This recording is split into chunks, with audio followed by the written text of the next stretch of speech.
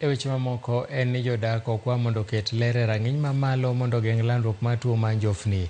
Jachung' e migawo mar tuoche ma wich osewil godo e kaunti ma Vihiga, Fanuel Kainga, owacho ni rawere, jodongo kaachiel goganda duto modak gi ng'ol nitiere lai ma mbele mar gamo njofni kaluwore kod nok mar yedhego. Jakom ma jotim ohala e kar dak ma Luanda, Donald Ondele, bende owacho ni nitiere dwaro mar mondo sirikal mar kaunti no mondo oket okenge madhi konyo e geng'o nyuolruok mar tong' mar njofni mikelo gi chiemo ma jo ohala uso kaluwore kod koso pi maler.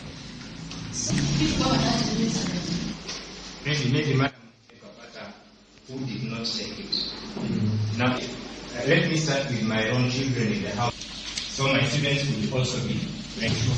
Now if you are coming with... Watu wengi ambao hawafikiwi ama wanakosa kumeza hizi dawa ni ikiwemo wazee, alafu the youth na pia elderly, wale ambao wamelemaa kifulani.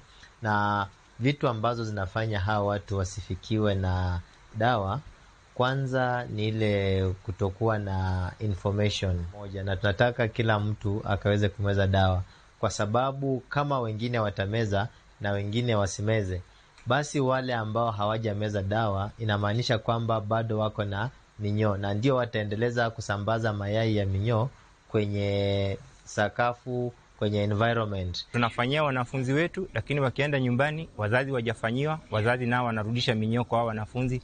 Sasa hiyo ndio imekuwa kizungumkuti hapo, lakini ningependa kupongeza Wizara ya Afya kwa program hii. Sasa niko na uhakika tutaangamiza minyoo katika hii kanda ndogo ya Luanda. Waoshe mboka kama wanakata za kuuza, na wazingatia usafi wanapotoka msalani. Kama wakienda kwa choo awe wananawa na maji safi na sabuni ya kawaida. Pili, wanastahili kuwa wasafi kila wakati ili wajiepushe